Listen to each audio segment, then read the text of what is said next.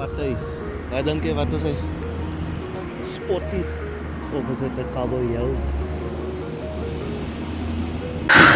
Okay, guys, welcome to another podcast at On the Couch at Hookit. And today, our honored guest is Mr. Clayton. Clayton from Real Angling. Clayton, thank you very much for honoring our invitation. You asked me a while back. Yeah, but you were busy, man, most of it. Yeah, right? busy-ish. Yeah, busy. No. So just to give you guys an idea, many of you would obviously know Clayton. He has a chartering company called Real Angling, am I right? Real Angling Adventures, yeah. Right, Real Angling Adventures, and he does fishing charters out in the Falls Bay and of course out of Cape Town as well. Yeah. Into Overberg as well. Right? So we're going to ask you a couple of questions. We're going to put you on the spot. We're going to bring a couple of things out. We want detail here, man. And like I tell everybody, remember something, that's your audience over there. Yeah, no, 100%. Right? Let's put up the show for them. Clayton, first things first. It's the one question I always ask people. A bit of history about yourself. So just prior to this, we just had a brief discussion, and you said you're fishing since the age of 18. Yeah, look, fishing rock and surf since that age, but clipfish is small, not born with the fishing rod in hand. Okay. Yeah, so.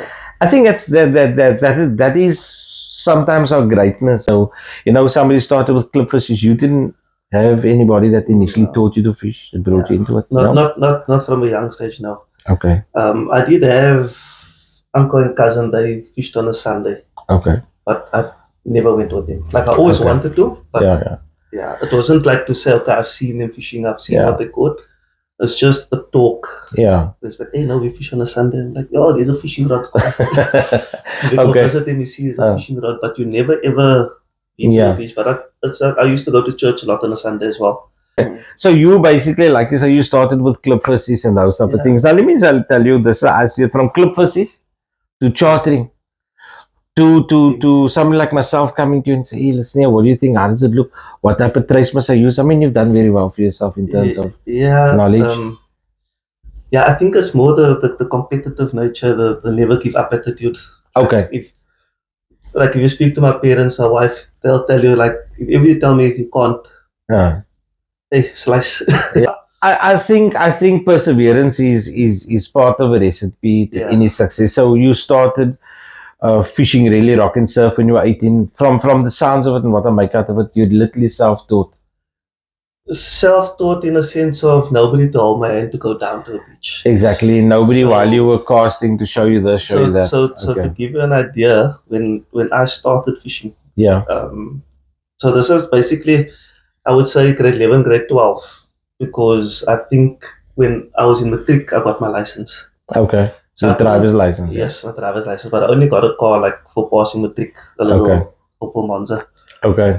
It still didn't bite because you need money to buy fishing gear, you need all of those things. But that was when I borrowed somebody's rod and I went down and whatever, and I had this idea that in order to catch a fish, you must fish from a harbor or from the mountain or from the whatever, you must. Okay. There's no ways that you're gonna go stand on the beach and catch a fish. And then that was my understanding. And then my wife, now girlfriend at the time, her uncle found out that I was doing work with my father-in-law doing he does cabinet making and stuff. Okay. I used to work with him, and then he found out, hey, no, this he wants to fish or whatever. So I said, no, I'm gonna take you surf fishing. Like surfing, that was a surfboard. Like you go. That was my knowledge. Like at the time, it's like, no, when you're gonna go to the beach, I said, what you gonna catch on the beach? It's like, no, you'll see what you're gonna catch. I said, no, man, you're crazy. Tell me, trust me. I'm gonna show you the surf. You're not gonna go back to the rocks. I said, nah, not a chance. Took me to the pipe. And that time, 2008, could still kind of drive on the beach. You took me on the pipe, yeah, but Orange around. Yes. Yeah, I just want to bring it to light exactly the areas, right? So we kind of still could. They weren't so hectic on fines and stuff. And the first trip pumping southeast, and then he caught a cob. I'm like, okay, how'd you clean the fish and what that? You caught one? No, he caught one. I caught two smooth ones. I said, the shark is going home with me. So I went away on a camp that weekend. So it's our boys' camp that we go on every year. The last weekend, November. Last weekend. And then when he came back and he said, no, now I'm going to take you to the guy that taught me. So this guy's name is David Crestwell. And he's also an old Natal fisherman, but very, very successful. His son actually passed away in an accident Sorry to hear. well, a couple of years back now, but I don't know if you heard of the accident on Baden-Powell with that SJ, little yellow. Can't say. But anyway, so this guy is now the goon, and he showed me, and I tell you, and then we fished with him and we clapped the god. Okay. And now I'm like, okay, nah, this is what I want to do. And Okay. then they said, southeaster, straight southerly. Hmm. They didn't tell me how strong the wind must be. Okay. Because when I saw southeast, I didn't look at wind. Gale force, it was eating sand, setting up tenches, and I was there, I tried, but nothing. Until like every time you just go and you learn a bit, learn a bit. So I just want to tell you, I'm listening to the story and it's got good solid foundation to it. And if I look at, for example, where you were saying you used to fish in gale force winds, do you know many anglers? I look in our tackle store, people come in here, I check this wind. There's one tree I always watch down the road here. I check you and it's not a good day for fishing. Probably gonna be full of sand. Yeah. If the ones coming here, I start young, wetsuits on, boots on. No, we're going fishing. Now I tell them, hey guys, no, look here, don't worry, the water's all right. All right. But you know, it is a fact that is what fishing done. Nothing wrong. If the conditions are not great, just being by the waters. But that's the thing, man. Like, and if I look at the time I put in and the times where I caught big fish, right, like trophy size fish, it wasn't in your perfect conditions. I went out. My first fish over 10 kilos wasn't a cob. First edible fish over 10 kilos wasn't a cob. What was it? Steernie. 14.2. Your first one? My first ever steenbras. What was your first edible fish? No, my first fish over 10 kilos. Oh, first fish over 10, okay. Also, my first steenbras ever. Okay. And where did you catch it? Nelson's Longparking. Okay. And Southeaster was pumping. Nobody else on the coast. Got some worm that day. Okay. That was a Monday. And then I fished it Monday, Tuesday, nothing. Wednesday, salted the worm. I think I went out to Thursday, still nothing. Friday, out gesout over them. Fishing, no glow stick, no waders. Got the wetsuit pants here, but I'm like, nah, I'll put the wetsuit on when the sun comes up. I'm fishing in tackies. Drone style, puppy. Fishing in tackies with the tracksuit pants, and I'm like, when the sun comes up, then I'm going to put my wetsuit on. I threw from shore, Pen Power Stick SL50. Bloodworm, 12.5 kg, trace line. Sure. Neocom. And then sat watching a rod. No glow stick or anything.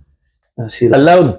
No, me and nobody of my Uthrik. So Uthrik is wherever he's with, we always have good times. So he was with me at KOA. There, like a lot of places where we had like good fishing years. Always Is he your lucky charm?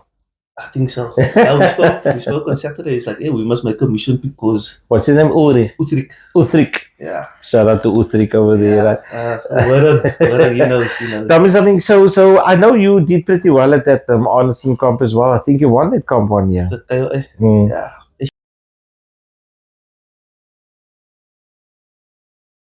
On that comp? 100 pounder, 45. 45 kg? Yeah. And you caught that way? Cassis on the left. And okay, you know, but that is just the thing. It's like, for example, when was it? Not this past weekend, the weekend before, 3 weeks prior to that, I put into our little sales group, I'm going to Wits, blah blah blah. There wasn't much reaction. The guy says, okay, whatever, that was it. And then I set forth with my plans, and I'm telling my wife, listen here, I'm going.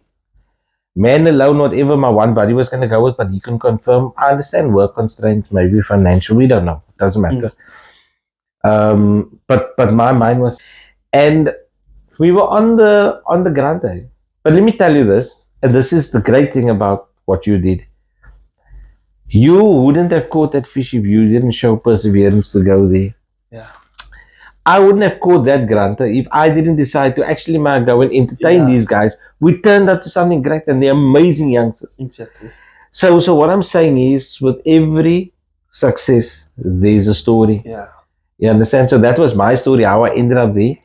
And that was your story, and I think you won that comp that year. Yeah, that is... It's still talk of the town. Yeah, 3 o'clock in the morning. No. I phoned, well, my wife, now girlfriend at the time, I phoned and said, hey, I want this conch, man.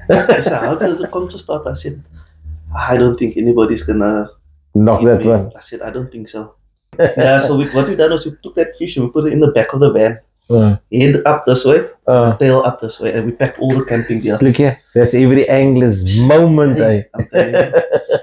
So we packed everything away, and I carried on fishing. I never told a soul. There was, I think, 2 people that saw that fish that night. Okay. The one guy was in the camp, the other person wasn't. We told him just up zip. Not the fact that the surprise, because imagine, I don't know if this is cocky or whatever, but imagine you must hear of a big fish that comes out. You lose Your morale blood is just gone. there. You don't want to fish anymore. But I mean, that's admirable for you not to take the next guy's morale away, still giving that fighting chance. And then we packed the fish away and I carried on fishing, carried on. Up until I started pulling stuff. Okay. The muscles tightening up and I can't anymore. Okay. This was at about 1 o'clock, 2 o'clock. So I had no sleep fishing. From the start of the comp right through till the next day. And we've been fishing the other days, but not that hectically into it. And driving around, and then you hear the stories, the spook stories start coming out. I heard of a fish. He said, okay, now I'm talking to the guys, and so I'm like, where did the fish come out? He said, no, the fish came out there at Cassie's. But live okay, I got live, I'm just gonna go try. Hey, boy, man. Then you hear the stories, like, I mean, even at the Wayne, before we actually threw the fish in, put the fish in here, everybody's standing, watching. I said, this fish, I sat with friends, with Nabu, and I sat with quite a few guys, we still didn't say anything. He said absolutely nothing. The one person that actually did find out that I told was Ozzy, because he had my ticket. So I paid for it, I just never got the ticket. Got to fetch it, yeah. And then they were busy making fajr.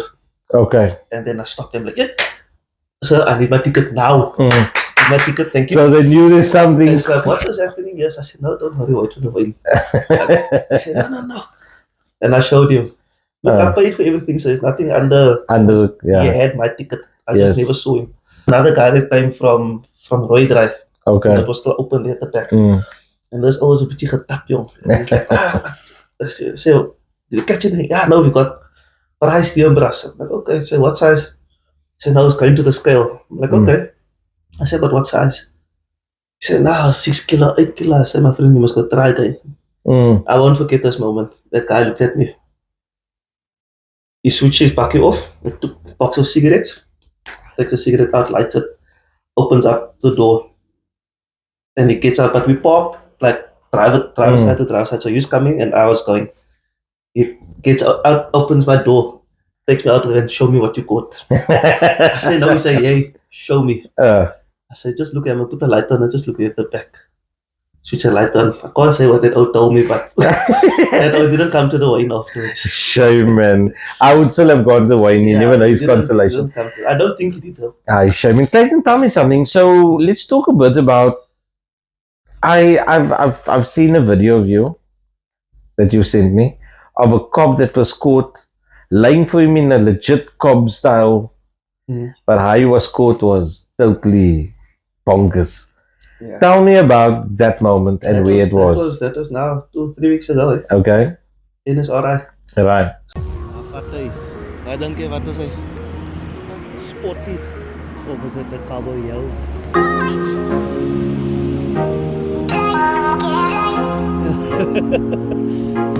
Lang verwacht. Hè?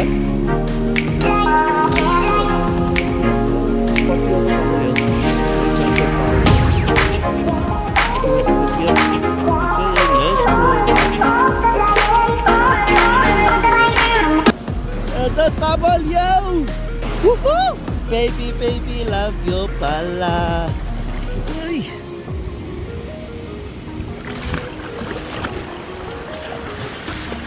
Yo! How the hell? The bloody leader's in its mouth. Hectic! Jumba!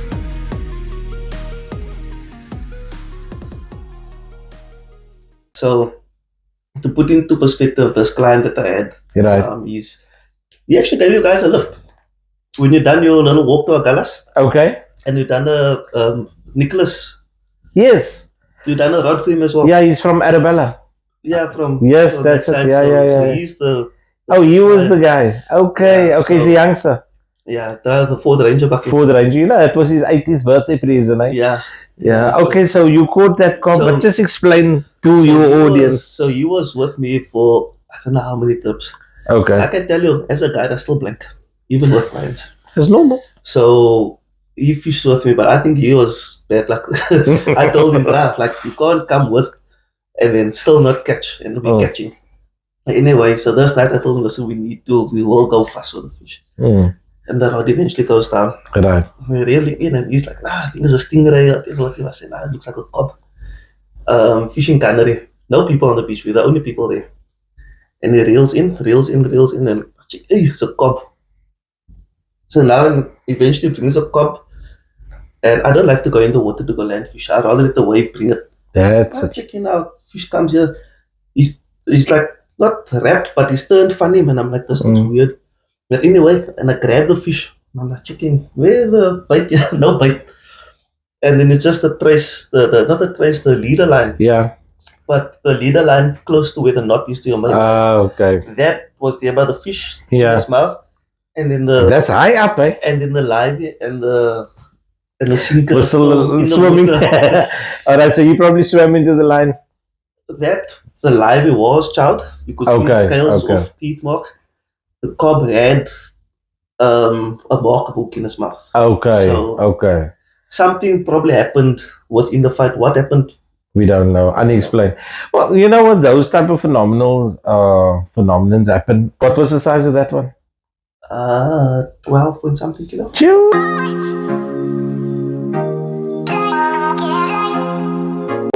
First badly. But if ever I saw shock, that like it. Sure. He had shock. Like came out and I said, yo! And he just stood and watched. And then we're like, okay, now we're gonna keep the fish or whatever. And we're walking back to the van. And just, yo, my bro, got a cob. You only realize now that you caught the cob. So you own a charter company called Real Angling Adventures. You want to know the build up to it, like how it came about. But before you do that, I just want to tell you something. So every podcast we do, we always try and get somebody to do a small donation towards a non-profit organization. So today's podcast, my wife does catering. On the side, you'll see many times people come in, there's always food happening here. So she does catering. So she decided when she heard it's fishing and she knows my fishing trips always includes me cooking a meal because it's adventure. So she decided to support the non-profit organization today through a small catering company. So there's a small little thing coming on its way. So now I want to know about your business. I can remember the very first client I took out, the guys from Costa Rica. Took him out and I was so bloody nervous. Oh, this is now when you did your first fishing charter. So you started your fishing charter company in 2019, you said? Yeah. That was just after lockdown? No. 2020 was lockdown. Was 2020 lockdown? Yeah. Oh, yeah. So I left a so-called good job for the city, medical aid, benefits, all of that. To go fish. To go and fish. Yeah. It's not all sunshine and roses, I can tell you that. Okay, so 2019 you started your 2020, not 2019 you started. 2020 was your lockdown and then immediately after lockdown you. So wasn't that a tough time, lockdown, income? It was, but you know, the day the president closed the beaches, they mentioned it was the Monday. He mentioned it and it closed Tuesday morning. And then I had clients, Swedish clients, booked for the next day. And then I'm like, and they just made the payment. So what did he do? So I told them, hey, like I said, I was with my mom when the announcement was made here in Witten. Yeah. And then I'm like, what am I going to do? I'm like, wait, man. I messaged and say, listen, I just want to fish tonight. Beach only closes at 6 tomorrow morning. Ah, brilliant. And they said, okay, no, it's fine. But there were 5. So 3 guys and 2 ladies. Okay. But the guys are only coming, the ladies are going to stay. And we went and we fished. And the wind was a bit strong. And yes, drowning was a thing still then. Yeah. And we thrown baits out. Picked up a couple of small smooth down and played a pajama shark on the same Okay. Okay. And then we were supposed to finish at 4. At 4 in the morning. Beaches close at 6. Quarter to 4, the route goes down. 140 kilo Hey, bronzy. bronzy. Yeah, male. So the 3 guys fighting this fish. We ended up leaving. That was at quarter to 4, about after 5. Something to like almost 5 round about there. And you landed that fish. And we landed the fish. So you had to bully that fish to the sand, eh? Yeah, because it's not me, it's them. So that's the first shot. Took their time with it, but yeah. So I said, "Hey, you must send me your details because I need to refund you for the 2 people." I said, "No, keep that for you for lockdown." I shame, man. So I'm like, "Thank you for that." But yeah, like I think it would have been a lot harder if I had overweight. But when I left the city, then you get your pension. Yeah. So you had something to. So what I done was I squared up my car, vehicles, everything. I sorted out. So I had closed what my Markham's account was. Up to close off. No, we're gonna give you. I said, "Don't want more credit. Close." Okay. So I had no overweight. I didn't have to pay something every month. Yeah. Okay, Clayton. So I was saying, besides for the interruption, I'm gonna explain what just happened now, people. Besides the when you're chartering people, you still go and fish on your own, like you said. You have your own little comp. Yeah. Right, those type of things. But so do you still have that enthusiasm? The reason why I'm gonna ask, I'm gonna explain to you. I love cars. I'm racing since a very young age, motorsport. We've had dynos, we've built cars, I was born into the motor industry. But in my bucky or any of my vehicles needs to be, and I look at that thing, it's cheaper for me in my mind to sell it and buy one that don't have that problem. Because I just don't feel for it. Does fishing do that for you? Would you say that when you finish with the chart and not even tomorrow the water looks good, you're gonna chai line, you're gonna go to the beach? So it's very mixed. Mixed. So there's the fishing side and there's the business side. Okay. So from fishing side, so far, touch wood, the love for it never disappeared. Faded away, yeah. So yes, I would go out, but on the flip side, the business side, for a long time, I felt guilty. What do you mean? So if I see the conditions is good and there's maybe no booking, then it's like, okay, I want to go fish. But then it's like, yeah, but you could have stayed at home and done paperwork. You could have stayed at home and edit. You could have stayed at home. So fishing is priority and override all that. That is what I'm saying. Like, it normally does. It normally did. Let's put it like that. Fishing normally did override everything. Can I tell you something, eh?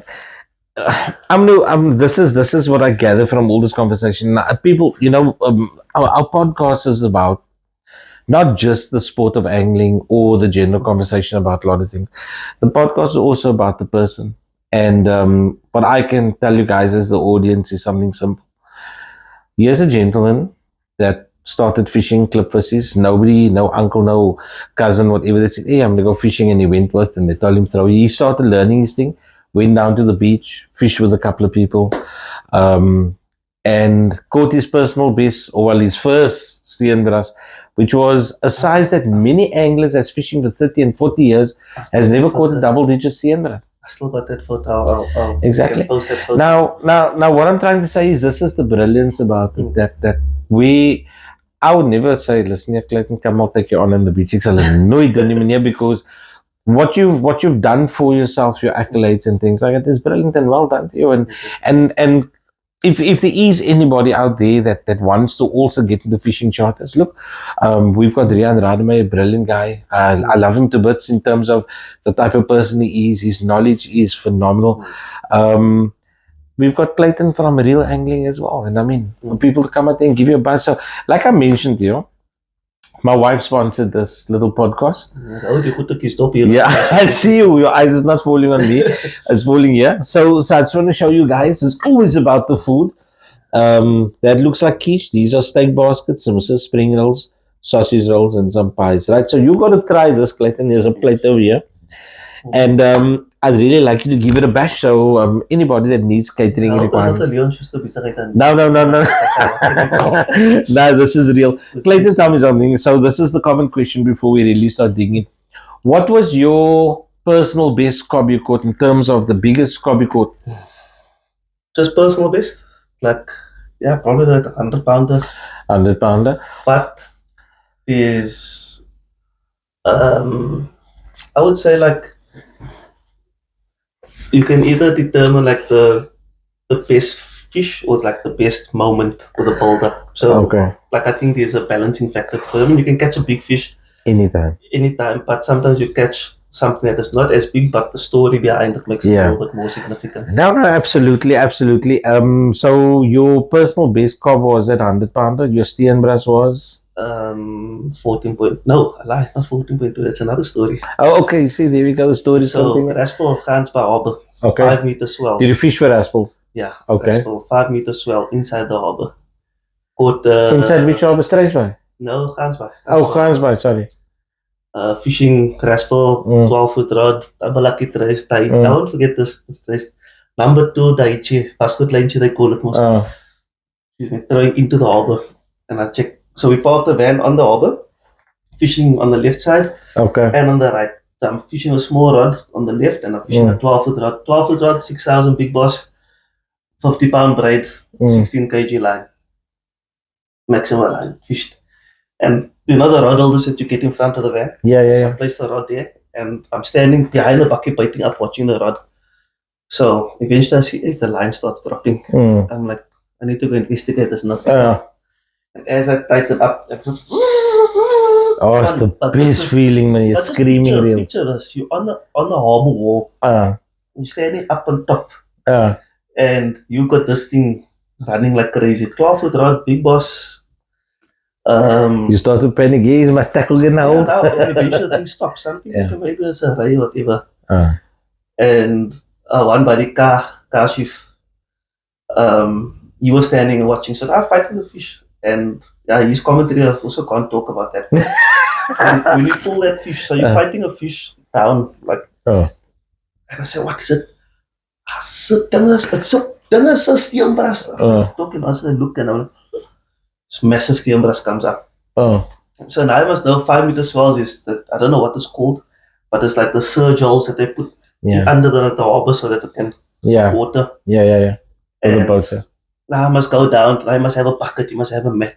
So the measurement conversion was 18.3 or 18 point something kilos steenbras. Sure, okay. And then, but if you must weigh it on a scale, probably heavier. So catching that fish in the harbor and releasing the fish afterwards as well. I jumped in first, Kaiway Bachi, you know the double yoke? Yeah. Kaiway jacket, Raspel jacket, sloffies, splash pads. I think 8 o'clock in the morning, jumped in the harbor because my scorecard fell in the water. So I had to go swim for that. Then I had to swim for my sloffies because I was fishing in sloffies.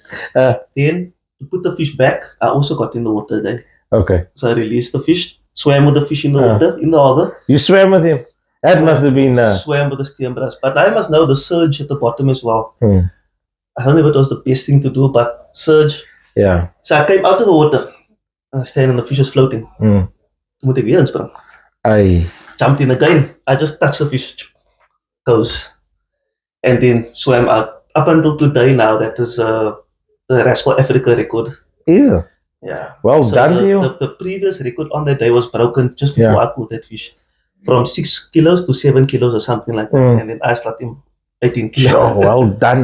But I mean, you know, those are the stories that we look at. There's 3 significant fish. The steenbras is the one. That 100-pounder is the one. And then the other one I caught at Witsands. My first time ever going to Witsands. Okay. I caught the 50-pound cob. Nice. White mussel, number 2, Daichi. We on Susie's?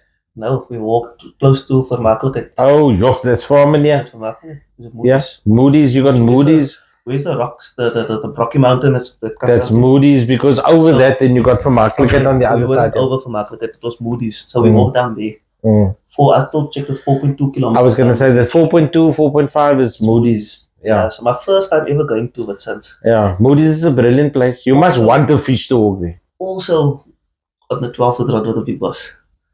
So that 3 fish was all caught the same rods. setups. I fish a 12-foot rod as well. I've got a 12-foot custom built marlin, and I've got a little diver mag seal on there. Mm-hmm. And what I do is I throw in my big rod and I throw in that rod, but I always watch that rod, hoping that the fish pick me up here. Yeah. Because I always believe that fishing, guys, remember this, fishing is gaming. The fish must have a fair chance and you must have a fair chance. I always say, don't go to Langebaan with a 14-foot rod and a 40-pound line. Please don't do that. Oh, the thorium 30. Yeah, go with a little flip rod, 7-foot, 10-foot, 12-foot, those type of things. Fishing is gaming. I want you to try something over here. Okay. Right? And while you chowing, I'm going to talk. Right?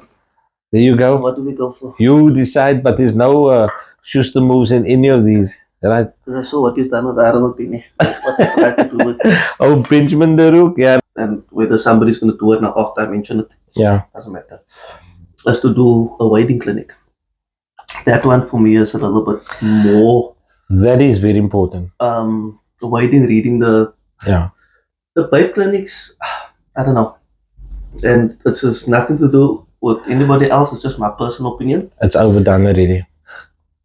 Before when I started and probably when you started, there was no YouTube. There was no absolutely. Everything was. I remember screaming reels. Yes. Spijker Kruger, Henny Papenfuss. That guy's brilliant. What was his? Henny. What was his something? What was his? There was DVD still. And then there's the Namibia, the Henties by fishing, the Henny Papenfuss ones. I can't remember what was it. It was some series that was on. And the ESA. Isn't it that hier gaan ons alweer? No, that was P3. Oh, that's P3.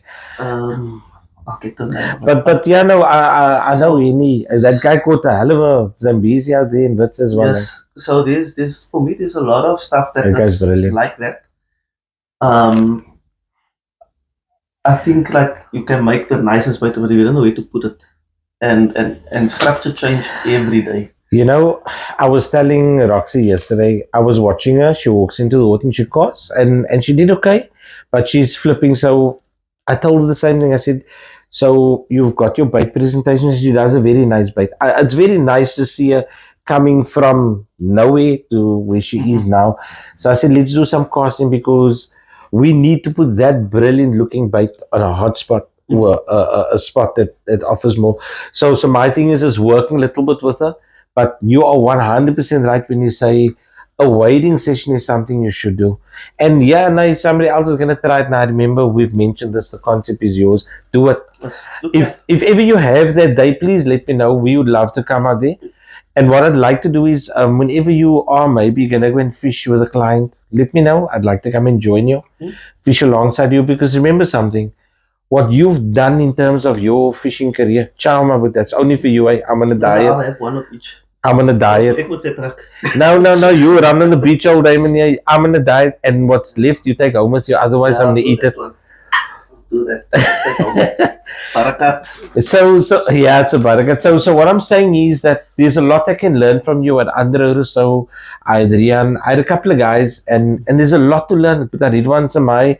That guy's brilliant with choka. He's an old angler. If that man must tell me no, make a trace like this, I will try it because they've shown they've got the proof is there already, you know. Yeah, you see, I still feel that also you must, like whatever somebody tells you must add on to, you mustn't replace what you do. Yes. So it's another base for you to work on. Because now you're gonna get somebody that's like, hey, how must I do this? I said, they do it like that. Then it goes down. But now you fish completely opposite conditions to when you told him, and they tell you, hi, and then it doesn't work. They said that stuff like that. So, you know, that's the unfortunate part of angling, And you know, it's like everybody wants to learn fishing, man. And now it's changed a lot where you can, you can pick up the phone, search, you can even talk to the phone and say, listen, give me this, give me that. Exactly. But the trap that a lot of guys fall into, they don't realize that a lot of the stuff is also area specific. So Southern Cape versus False Bay. It's very different. You can't come here to False Bay with a 4 or 5 or Waki to catch Khalis. Yeah. My friend, all I can say to you is right now that you've given us quite a bit. I look forward to the videos out with you on the beach. We wish you only but success in your charter business. Please, people, we will be putting up Clayton's details. So if anybody also wants to use Clayton as a charter out there, he's done a lot of international clients. He does a lot of tourists, but I also do believe that your heart is with our locals to uplift as well. Yeah, no. So please give him a buzz, Clayton. I can just say, but thank you to you for accepting our invitation to be here. I know you were a little bit nervous and I had to chat to you a little bit before, so those type of things. But people, a guy with great knowledge, and a lot of the knowledge is self-taught, and that is what we like. Your stories are amazing. And by the locals. Exactly. And it's something that coincides with the making of a great angler, which you are. So well done to you. Once again, I'd like to say a huge thank you. I know you answered that, we can check out this Clayton. Thank you very much, my friend. I look forward to the next and the next and the next. And guys, another one from Hooked Cast and Customs. Please go onto our TikToks, all our social medias. Give us a like, give us a follow. Please subscribe to this channel. We're trying to build a channel. And my channel. Right, so we've got Clayton from Real Angling. You got a YouTube, right? Yeah, I do have. Right, so it's Real Angling Adventures on CPT. YouTube. Sorry? Real Angling Adventures CPT. Real Angling Adventures CPT. Please go and give Clayton a like. Watch some of the action. It's a lot of action videos. You're on TikTok as well? Yes. On Instagram? Yes. And you are on Facebook? Yes. But yeah, I am. But it's all real angling. Yes, it's not like my biggest advertising platforms. My main one is Google. Okay. So the Google business page. Okay. That is where I put a lot more effort in than your Google business page. Guys, please go and give a like and a follow. Support these channels. I look at my trips and adventures. Last week's trip cost me a small arm and a leg to be able to shoot that video. And then I have a lot of people coming in and saying, Ibi, you caught this there. What did you do? Blah, blah, blah. It's nice to be able to help, but at least give us that honor of supporting our channel. Give us a like. Give us a follow.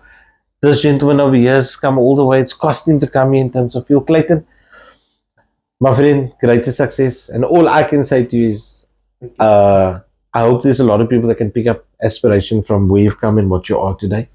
Well done to you. Don't ever stop. Thank you. Don't ever stop. All right. So over and out until the next one. Thank you, guys.